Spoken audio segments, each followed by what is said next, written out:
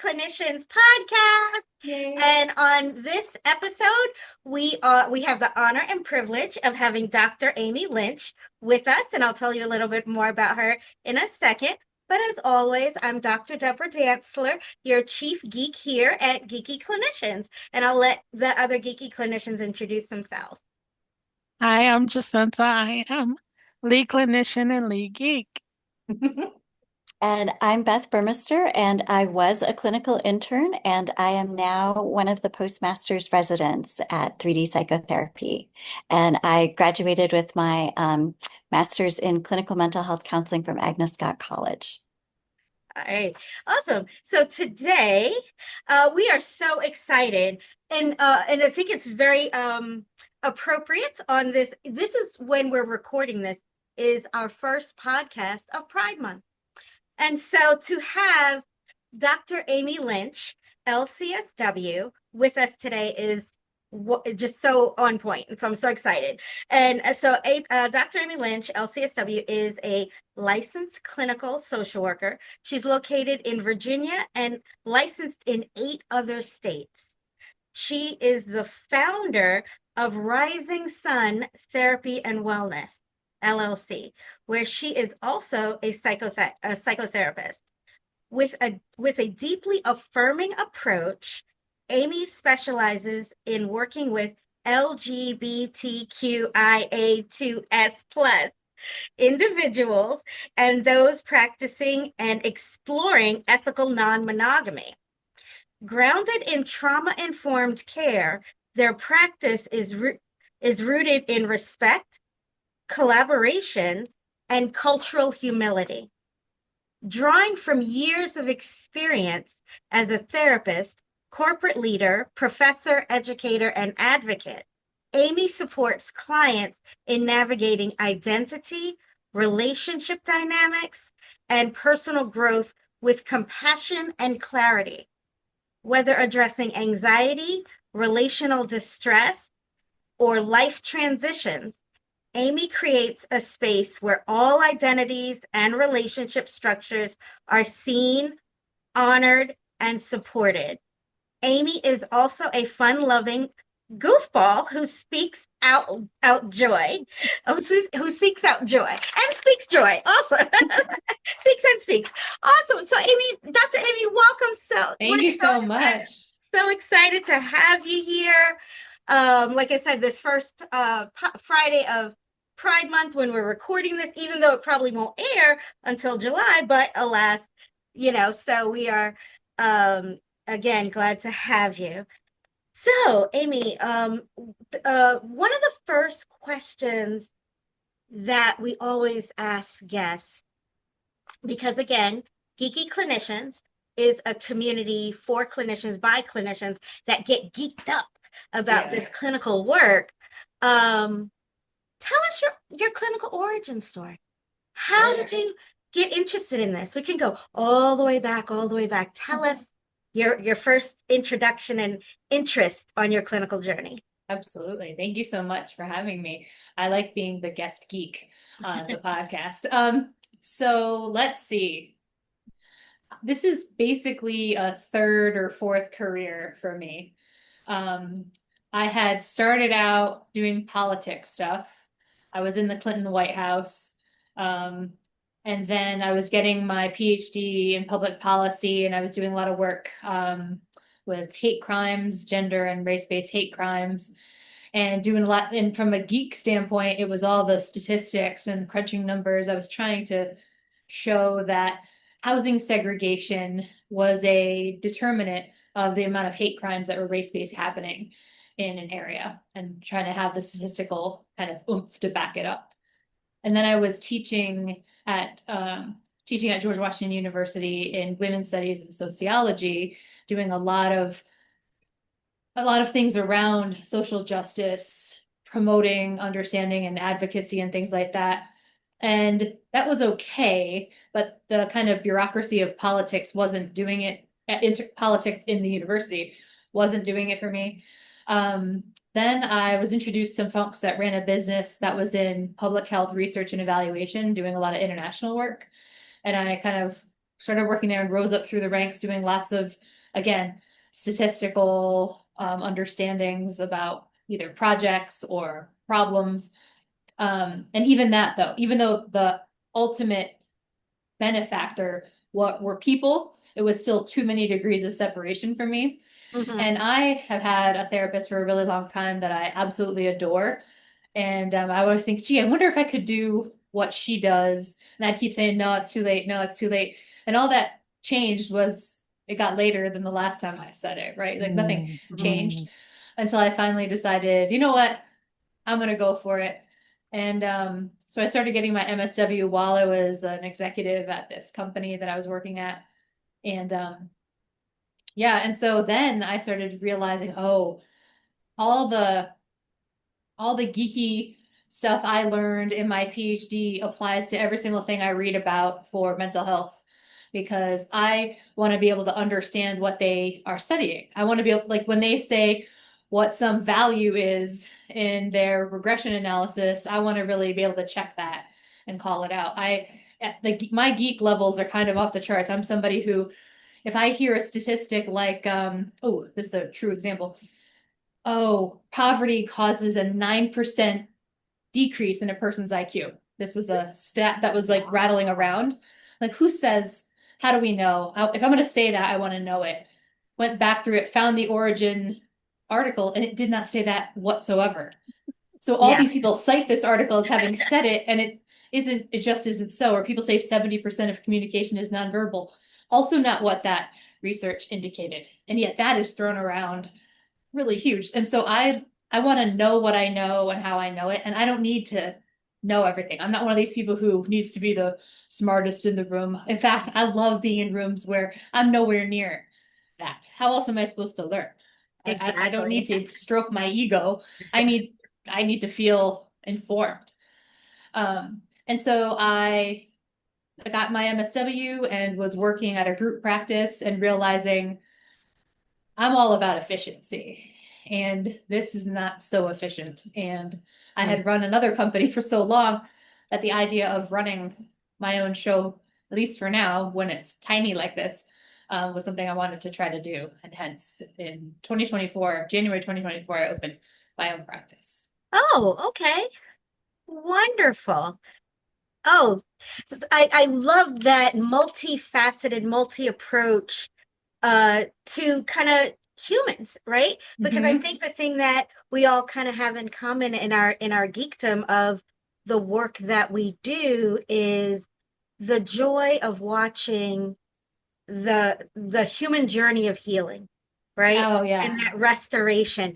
And so having done it from, like you said, this kind of higher level with more the political arena and doing research, and then maybe even getting closer and doing the next level of work, but then actually now being able to hold space in a therapy room where you're doing that face to face, which is just so, it's just such a joy that we get to do this work. Yeah, to sit with people in their mess, not that they are a mess, sit with people in their mess, to watch breakthroughs, to see their realizations and stuff like that. To me, there's nothing like that. The idea of seeing somebody find clarity and healing, therapy to me is a sacred space. And I say that as somebody who's sat on both sides of the couch, so to speak. And I think it's really hard to do this work if you haven't.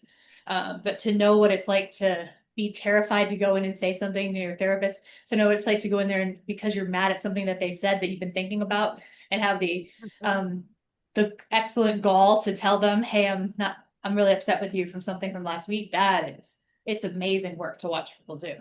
Absolutely. Absolutely. And I love that you were able to be true to yourself and find that and make that commitment to yourself, because I like how you said, you thought like, oh, could I do this therapy thing? And then there was this kind of voice in the back that says, no, it's too late. I've already got like this, career, and you already had a doctorate, right? Yep. Before you even went back, right? So, and I think that's very interesting, because both of my fellow co-geeks here, this is not their first career, for either one of them. Nice. So I think that they share that part of the journey if they want to have any questions or. Yeah, Amy, I actually have a question for you about, I think other new clinicians will be interested in that you're licensed in 8 states. I just got another one today. Yeah, so Wow. how do you what for you is the benefit of being licensed in multiple states, and what is the Sure. process for doing that? That's a great question. I highly recommend it, and here is why. So, first of all, I had a client, the way this all started was I had a client that was moving to Vermont. We had a really great bond, and they would love to stay with me, but I was explaining, you can't with the LCSW, yeah, you have to physically be in the state I'm licensed in. And so they came in one day and they said, "Hey, guess what? I found out that you can get a Vermont license." They're telling me this. "You can get a Vermont license, and it's just a telehealth license, and it's supposedly not a big deal." And I was kind of thrown because I hadn't thought about this as a possibility. And lo and behold, I go and look into it, and Vermont was like 10 minutes of work and a week wait, and boom, I had a Vermont license. That's not most of the states. Vermont and Florida, you can do it like that. I will tell everybody. And Florida really needs LGBT sensitive therapists. And then other states, it runs the gamut. So a state like Massachusetts, Maryland, DC, these are relatively difficult. Not just from a waiting game, bureaucracy game, the amount of things they want. Like for some of the states, you have to get each of your other states. The more you get, that's the other problem. You have to go and get each state to validate your license to the new state. So it becomes a little bit like oppressive. But Maine, who I just got today, I've been waiting on Maine because a client is moving there. They will take like screenshots of license validations of each of your states. So that, boy, did that save me time. But the benefit of it is, so even if the social work compact goes into place, which allows social workers to work without separate licenses in any state that's signed on to this compact once it's kind of put in place, even if that goes into place, a lot of the states that I have licenses in aren't in that compact. And if you think about it from a business perspective, suddenly all the states in the compact are going to have a ton more therapists, right? That's good for states that don't have a lot. And it's great. A therapist might think, "Oh, that gets me access." But it gets you and thousands of others access. So it could be a saturation thing that happens. Whereas if you have some of the states that have not agreed to sign on, there could be statistically less therapists in those states due to the fact that all the compact states are going to be inundated with all these therapists that want in. So if you can sit down and do the online paperwork and want to pay the fee, there's always a fee, right? But if you think about it, if it's a $200 fee, how many sessions will it take you to pay that off? And then you get to keep that client that you would have lost because they moved. Now, I will say, if you're somebody who wants to do in person, this little strategy is obviously irrelevant because you have to be willing to do telehealth in all these places. And I always say to people, because I'm not located in your state, I'm not integrated with the people and the resources in your state as well as somebody who's there. So my first pick for you would always be somebody who's closer to you. So think that through. And I love how you just said, like, just the awareness of where are the states where there is a clear need for LGBTQ affirming clinicians, right? There's not perhaps that many of us, right? Obviously, here at 3D Psychotherapy, we have the NGLCC certification, and we're also an LGBTQ affirming practice. But just kind of knowing that where there's a need out there, and then being able to meet that need where there's that gap. I want to ask that question, like kind of on your clinical journey and your clinical origin story. How did you niche to working with this community. And okay, I don't know what just happened. It's recording again. I don't know when it stopped. It's weird because the banner at the top didn't change, but the audio said that, yeah. Okay. Well, more challenges for our admin to figure this part out because we're not going to start over. Yeah. So I can just answer that again. yes. Okay. Mm-hmm. So the group practice I was at was very LGBTQ positive.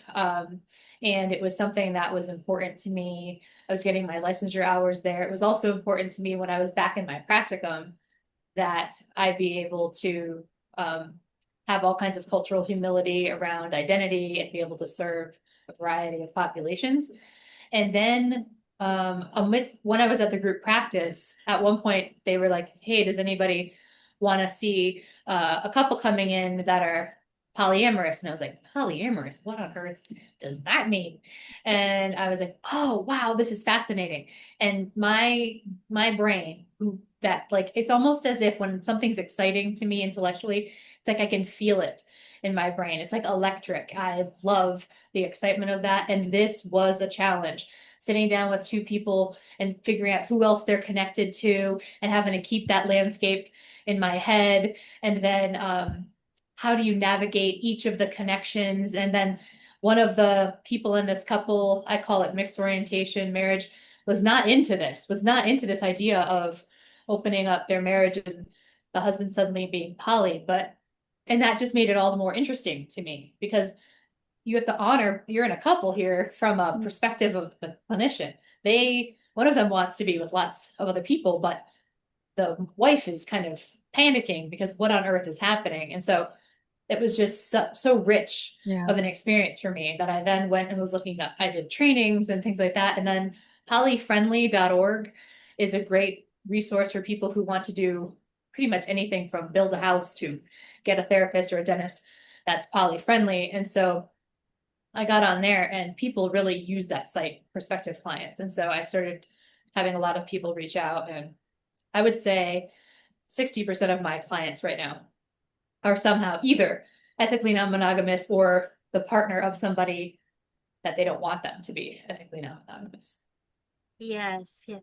And I remember, because how I met Amy, I attended one of her workshops and it was amazing. And I believe at the beginning you started off doing some myth busting. Am I remembering that correctly? Yes. Yes. And there were lots of myths around ethical non-monogamy and really what that means. And I think even as a young clinician, I also probably had some of those misconceptions and myths around what it was like or what it meant to actually be polyamorous, to work with polyamorous clients. And especially, I love how you connect it with that you have a trauma-informed approach, because I think that was as a clinician, some of my early misgivings around working with poly couples was that there was some trauma response, something that might even be somewhat nefarious in people either being coercive or things like that were just not true. Yeah, and I think it's some of the key myths are that it's polygamy, right? So that it's this kind of a guy going and marrying multiple women. Or that it is all about sex. It can be a lot about sex, and that doesn't necessarily mean a bad thing, but it could be not about sex whatsoever. There's people who are aromantic, asexual in polyamorous situations because they believe in this idea of being able to prioritize multiple people at one time and feel deep care and concern. The other thing is this idea of, well, the only reason people do this is because of this trauma they had in their past.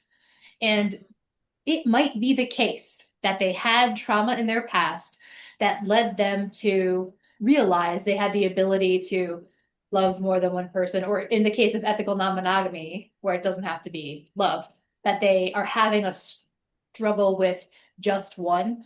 as a partner. But even that conception, when I say that, I'm saying it from a monogamist mindset. Oh, they can't have just one. But Yeah, whoever said they had to have just one, right? exactly. And if trauma meant people were polyamorous, then we would have a 85% polyamorous rate in this country. Exactly. We absolutely would. And you know, the poly is getting a lot of airtime now. I don't know if you're familiar with the new show.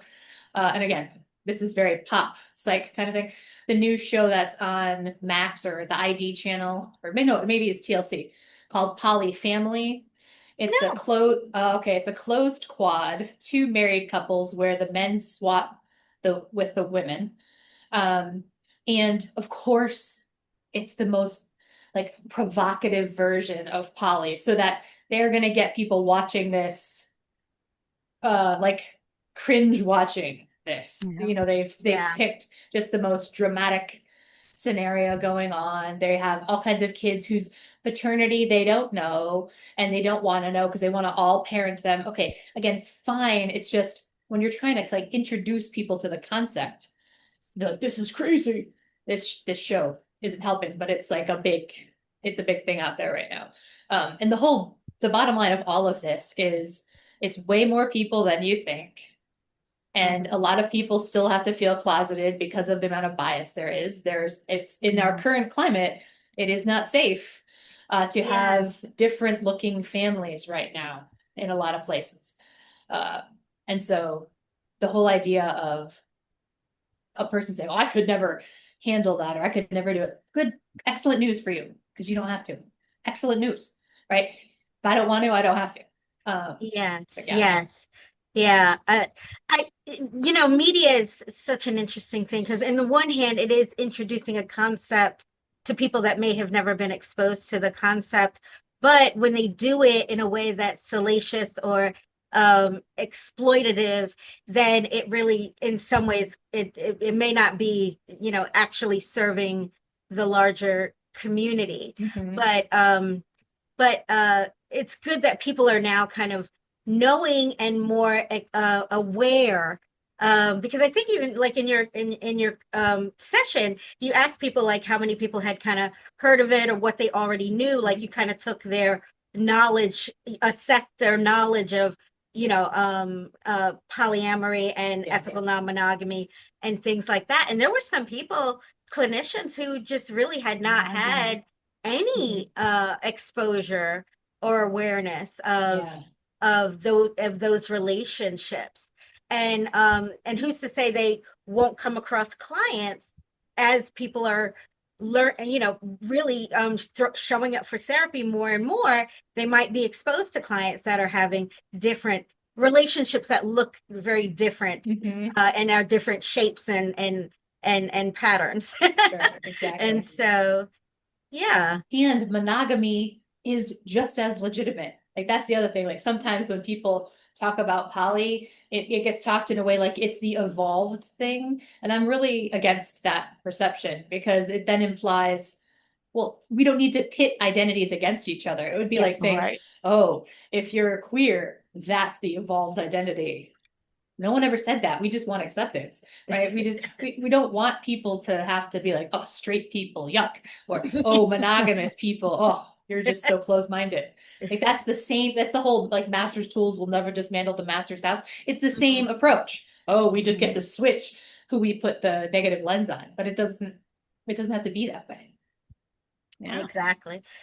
Jacinta, you were going to say something? Yeah. I am wondering if someone is new to polyamory and they are coming to you because they have decided this is a lifestyle that they're interested in, but they are not really sure how to broach the subject with a partner. What advice would you give them on how to start that conversation? Mhm. So other than the idea of I put out like a menu, right? I don't have allegiance to which one they go with. The first thing is, how do you know that you think is it that you have fallen in love with somebody? Is it that you are already talking to or have had relationship with somebody? Like how did we get here? How do you know? Because a lot of times, well, not a lot of times, sometimes what can happen is a person has cheated and now they want to figure out a way to get out of it without it being without it being because they just cheated. No, they have an identity. And so whether you have an identity or not, if you've gone and had relationships with a partner that's outside of the agreement that you have with that partner, that's cheating. You being ethically, right? You being polyamorous or quote non-monogamous is that's secondary. We'll get to that if this relationship's going to continue. For now, how do we first tackle that piece? But for somebody who's only realizing, oh my gosh, I have this capacity, I have this interest, I want to be with other people. The question first is around, well, what do you need? What do you how do you think your partner's going to react? How do you imagine talking to them? And if it's the partner's going to react really negatively, then we come up with a really slow plan for talking about it. Because that you're about to destroy that person's world. That sounds dramatic, yet from the perspective, I've been with so many monogamous people who have had this bombshell of information come from their partner, and it just breaks their heart because they interpret it as that means they are not enough. Yeah. That means they did something wrong. They're not attractive anymore because he was attracted to me for all those years, and now he must not be anymore if he wants to go and have relationships with other people. Or there's something I'm not doing that. There's something I'm not doing. Absolutely. And so the idea of what we have there is that a monogamist talking to a non-monogamous, and that's tough because from the monogamous standpoint, that absolutely has to be what it means. Yeah, exactly. As opposed to the other one changed. Yes. And this idea of identity, right? Because I want to kind of ask you about, okay, LGBTQIA identities, right? Check. Monogamy, non-monogamy. Sure. Identities? So the technical term is, so instead of sexual orientation, it's sexual social orientation. So, and then some people then adopt it as an identity type of term. But it is more how they do relationship with others. So like socio-sexual identity, right? So if you're a monogamous, you do your relationships one at a time, one-on-one. Whereas polyamorous can look 1,000 different ways, and somebody who's just ethically non-monogamous also can look so many different ways. But it doesn't necessarily mean that's their identity. Okay, all right. Because with identities, these are things that we get to know ourselves as we grow, develop, have life experiences.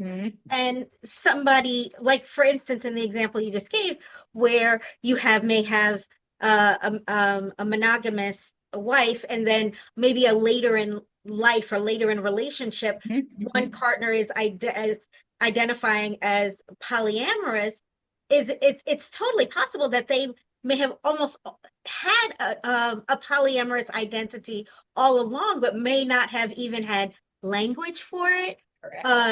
Or even maybe they had their own personal biases and self-judgment against it. And then maybe this is now when they're able to say, I really feel like I'm at a place in my life where I need to live my truth. Exactly. Absolutely. I just I had a thought I'm going to try to put into words because I'm imagining my initial question was that in a patriarchal society, living a polyamorous life can feel like to some people it's quite natural for a man to say he wants to be polyamorous and have all these different wives or different partners, whereas it is probably considered less than attractive for a woman to say the same thing. But now I'm thinking also about um, lesbian couples who want to be polyamorous. That's got to make the average patriarchal mind just kind of like, um, how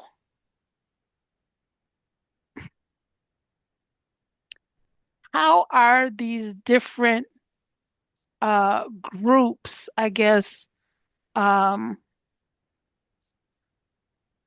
how do they approach this whole thing in different ways? Because, it's if there is one group that is um, heterosexual, there's one group that is homosexual, there is one group that is, I don't know, there's so many different variations on the identities.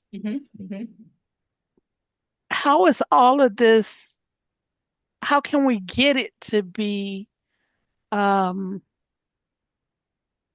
I want to say second nature because it should be kind of like it's just accepted, but what's our role in it as therapists? How do Sure. we navigate this whole thing? So I love this, the whole arc of that question, because my head is all over the place with possibilities, that whole patriarchal piece. So there's a version of it where it can prioritize heteronormativity and benefit the hegemonic masculine story, right? There's a version of it where it can look like that.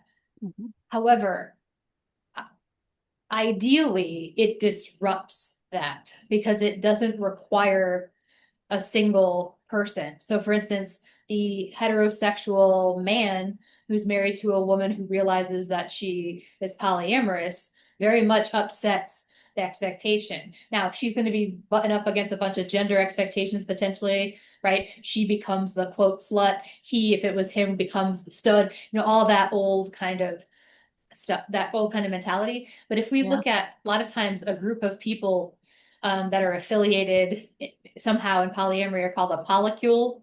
So, you have this person who's tied to this person and this person, and then those two are connected. And then you could imagine it almost like a drawing to see how everybody is connected. And that very much is not the whole like Christianity based two people, man and woman, together to procreate and sort of thing. It disrupts that. Yeah. And so for clinicians, I think just like anybody who comes in, including the most Christian, monogamist, conservative, whatever labels we want to put on this heterosexual mindset, our job is to show up and to be able to listen to their language, speak in their language as best we can, or be willing to learn. And so when it comes to poly, the whole idea of do our intake forms have only married, widowed, divorced, whatever? Does it say, do they get a chance to check monogamy or ethical non-monogamy? Do they get a chance to talk about their household that has not just one partner spot? Like things like that, that just allow for open possibilities. Just like we would back in the day when there would be options about sexual orientation, for instance, on an intake or race. So we're just looking to give more possibilities for those types of clients. Okay. Beth, did you have a question? I actually wanted to hear more about the cultural humility. That was a term that just really resonated with me in so many different ways. And how has that been, it sounds like that's been a kind of cornerstone to a lot of your practice. So could you talk a little bit about that? Sure. So for me, the whole especially my whiteness goes wherever I go. And I might naively be able to think it's some just neutral thing, this thing about who I am, but it's not. It's representative of a lot of things. And there's probably ways that I negatively contribute to my presence as white that I sometimes am not aware of. And I need to always be learning. Always. I need to get feedback. I can't make a declaration. This is my perspective. I can't make a declaration that I am not racist. If somebody wants to tell me that, okay, but I can't make that declaration. And so I'm constantly working to see how am I doing? What am I doing? What's intentionality? What does that look like? And so that's like in the race context, that's kind of where I started trying to understand the impact that my presence can have, the way I speak can have. Did I talk over somebody? Like all the ways that my privilege and all the privileges that I have impact. And so when it comes to things like polyamory and ethical non-monogamy or LGBTQ identity work, I will never know anybody else in terms of their identity. All I can do is always remember that that they have to tell me, that I can't go into it with assumptions. And so if I say, oh, I did all these trainings and I have this lived experience and whatever, so I'm good. That's where I'm in danger territory, I think. And so I don't want to be comfortable in the sense of like lackadaisical on it. It needs to be a constant, to me, lifelong quest. Do you think training for polyamory is necessary for all clinicians, or is it something that we can authentically ask our clients about and have them to actually to teach us what it is that they are experiencing and what they are talking about? I think that's an important question, because I have on my website this like assessment that you can do to see like how prepared do you feel to talk with poly or E&M clients, which is more like just a thing for yourself to kind of walk through it and see what your comfort level is like. I think anytime we're learning from our clients, there's the beauty in learning about that specific individual. But if that person is, like, for instance, if that person is teaching me something on racial identity, and I am like learning from my client on there, I'm immediately like on alert. Like I can't get comfortable in that space, because that, like, it just seems potentially problematic in a number of ways. If it were something like with a poly client who uses a term that I'm like, hey, can I pause you? What was that term? And they like say, and I'm like, oh, I was using this term. And they're like, no, this is the one I use. Okay, got it. Instead of calling it a polycule, you call it a X, Y, and Z. Good to know about you specifically. And now that goes into my poly bank of possible vocab. So in that sense, I think that's what we do. Yeah. Okay. So Dr. Amy, one of the questions we usually ask her is, what has been your biggest challenge on this clinical journey? And then I usually follow up with, what has been your biggest clinical win? But we'll do challenge first on this. Yes. Is it okay if it's a few challenges? Absolutely. Yes. I think, there's the typical that one of the biggest challenges can be holding pain without taking it home, holding people's pain without taking it home, because some of the stories stay with you and you just adore these people so much that, but they're not your family. So you have to be able to leave that behind. But especially nowadays, navigating a system that doesn't prioritize client well-being is really frustrating. And I mean that whether it's the news or social media or insurance, insurance frustrates the heck out of me, because they make it so labor intensive to get reimbursed for a session. Meanwhile, you get labeled like, oh, you have the superiority because you're willing to take insurance. And it's like, but wait a sec. Like, the amount of things they make me do to let my client use them, and then they're going to come to me and try to do audits. and want to know the trauma my client experienced, that nothing is more infuriating than that to me. I don't take insurance, but my point is just when they go for reimbursement and stuff like that, oftentimes I still have insurance coming to me. And I also think one thing that a lot of us aren't thinking about in terms of the challenge right now is technology and smart devices, whether you have them in the room with you when you're doing therapy, and what does that mean? If you Yeah. are somebody who on your phone has enabled, I'm putting together a training on this, who has enabled any app that requires you to share contacts, including Siri on an iPhone, you have given all of your contacts to that company and you don't even realize it. And so, like, if you have Siri enabled and you use your same phone and in your contacts are client names, Apple has all of your client info, and that is a HIPAA violation. And so, but they make it so quick and easy for us to make these mistakes. And I just think right now there's a lot of client privacy that's currently being jeopardized. But these are all of my little side projects that get me worked up. Yeah, no, with that, in terms of, I love that you mentioned that around kind of the mindfulness of our smartphones being in the room, and do we leave those outside of the therapy space? The client bringing theirs in, or how do we ask them to leave it outside the therapy space?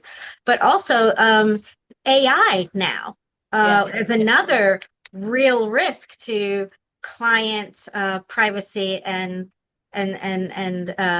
even with it just boggles me that they have these AI products for clinicians that are basically recording the session and then transcribing the note.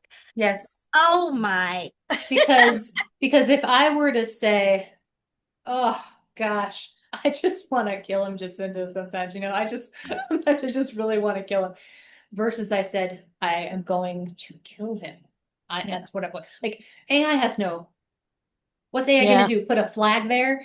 Or is it going to automatically put a whole thing about homicidal, all that stuff?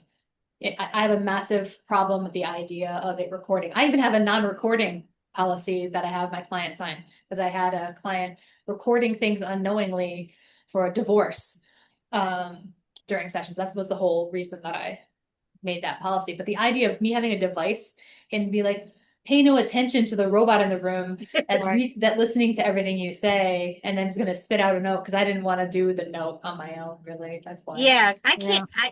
I see the benefit for us, the clinicians. Obviously, it types the note, it does the treatment plan, it does all of that heavy, laborious stuff that we all hate to do. Yes, we do. But where's the clinical benefit for the client? Yes. And even though they say, oh, it's because you can be more present. No way. Yeah. My liability insurance, I can't imagine what they'd say. I should check. I would think they would have a fit.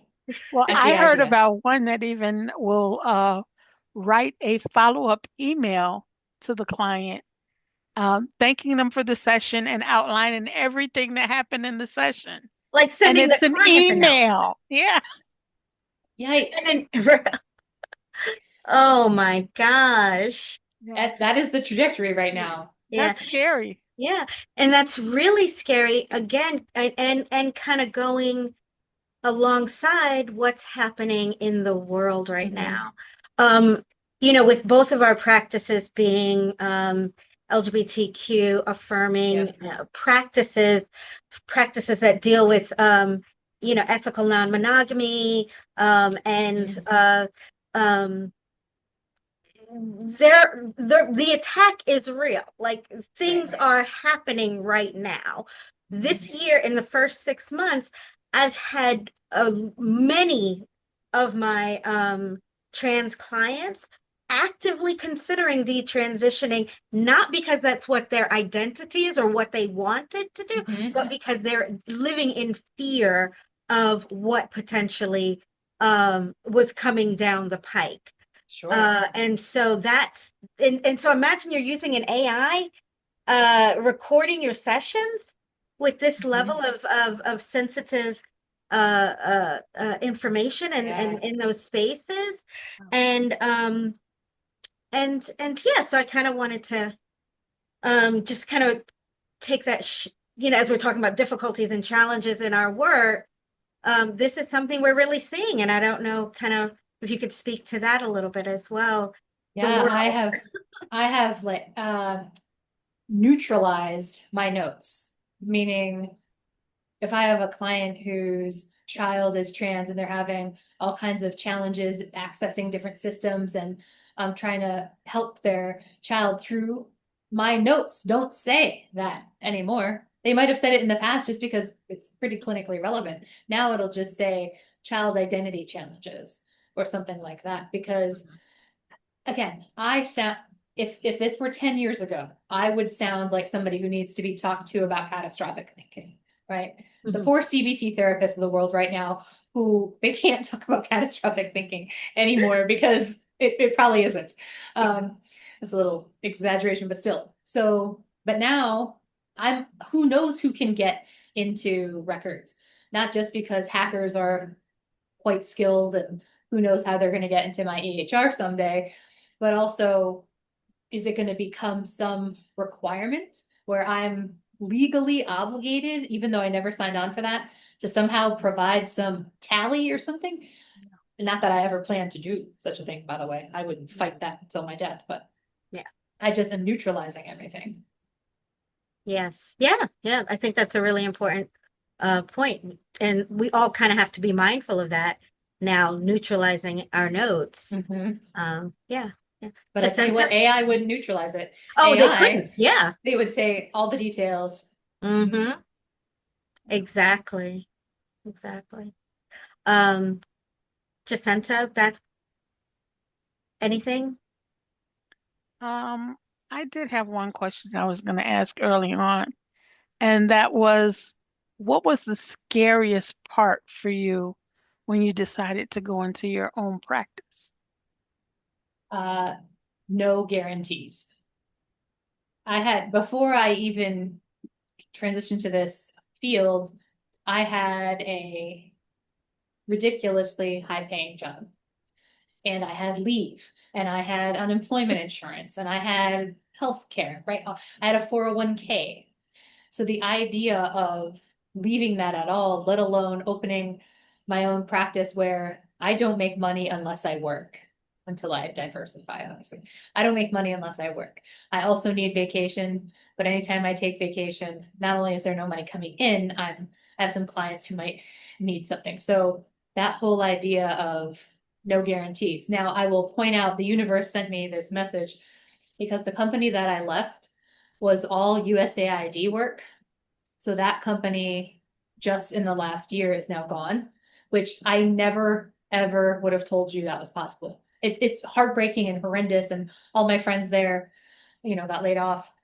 And boy, so when I say guarantee, right, it's interesting. It wasn't. I just thought it was. Thought it was. Mm-hmm. Yeah, I had a question that I think aromantic is one of the least understood aspects of, the what that means as an identity. And so I'm really, really curious what you could share with us about what aromantic looks like what that kind of scale is, and then especially how that might relate to polyamory. Sure.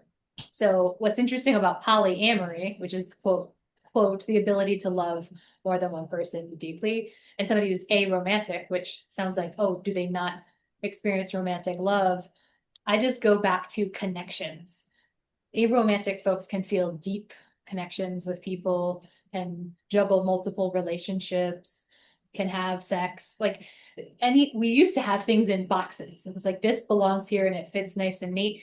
And now, anytime there's a label, I say, okay, because I used to know what a label might mean, but now I don't. So my aromantic clients, each of them teach me their version of how aromantic plays out. I know a person who's ethically non-monogamous, aromantic, and in 3 different relationships.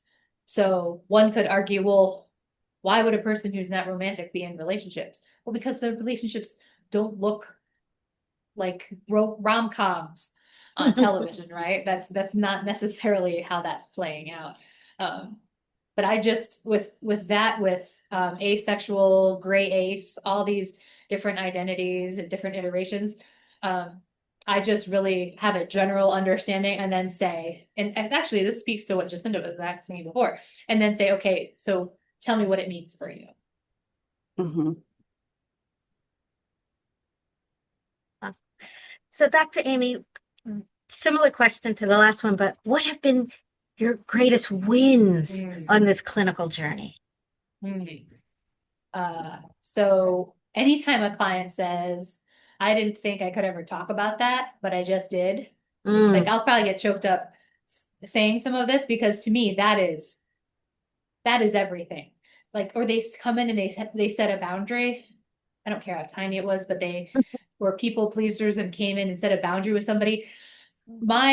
I give over the top responses to that, not because I'm performing, because it deserves that. They deserve massive feedback on the significance of that.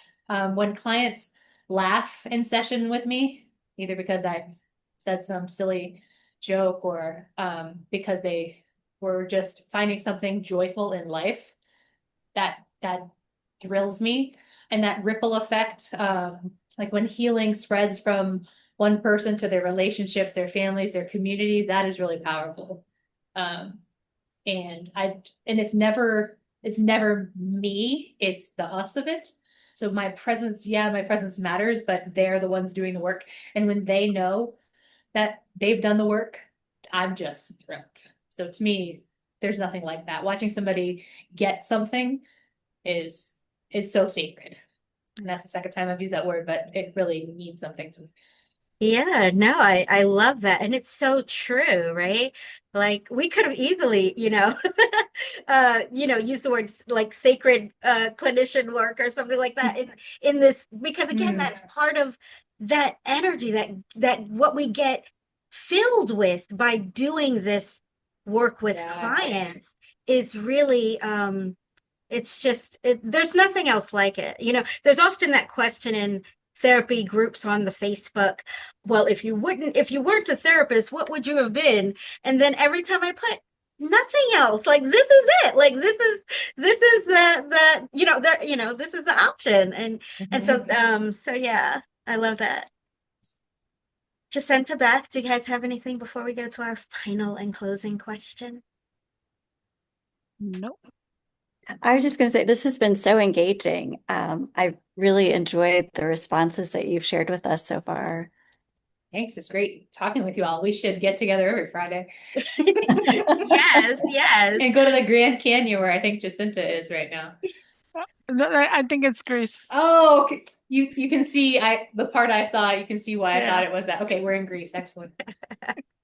Yes, but we have the Geeky Clinicians Academy here, where we do trainings for continuing education. We offer trainings for continuing education, and we would love to invite you to come and do a training with us on polyamory, on identities, on cultural humility, on anything, all of the things. Sure, right? I would love that. Yeah, so we are definitely going to have Sandra reach out to you and try to get that scheduled.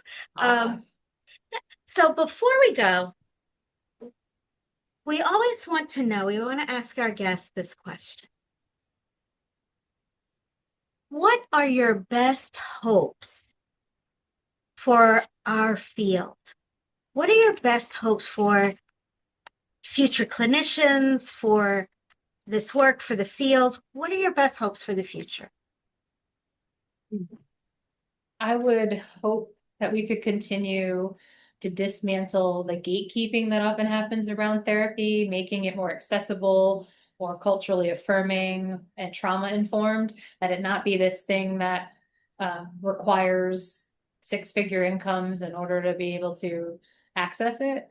And I want us to reckon with how tech and surveillance are affecting client privacy. I want us to rethink how we educate our clinicians in their master's programs, because nobody talks about the stuff we talked about today on any level, for making a business to what it means to try to figure out how to charge, to client privacy. We don't learn that. And ultimately, I just want the field to stay rooted in compassion and curiosity. Yes. And then we'll have more space for joy and justice and truly inclusive care. Oh, yes. Wonderful. Thank you so much, Dr. Amy. This conversation has been so awesome today. We're so grateful that you I took your love being time with to you be with all. us. We're so grateful. Thank you so much. And Thank we're you. definitely going to get together and get something planned for the CEs. Excellent. And you all are in Atlanta, is that right? Yeah. Yeah. Mhm. Too far, Right. too far. You have to come be in Virginia. Or- Yeah, I mean, it was so Virginia was great being in beautiful. beautiful. It was so great. So, Yeah. yes. We'll have to go back next year, by the way. Oh, yeah. Absolutely. Yes. Definitely. Definitely. All right. Well, thank Thank you you all for all. watching our episode with Dr. Amy Lynch. And I hope you enjoyed this conversation. If you have any questions, put them in the comments, and we're going to make sure we try to follow up. Dr. Amy's contact information will be in the show notes. So if you want to reach out to her directly, or you have anybody who wants to work with her in any of the 9 states now, right?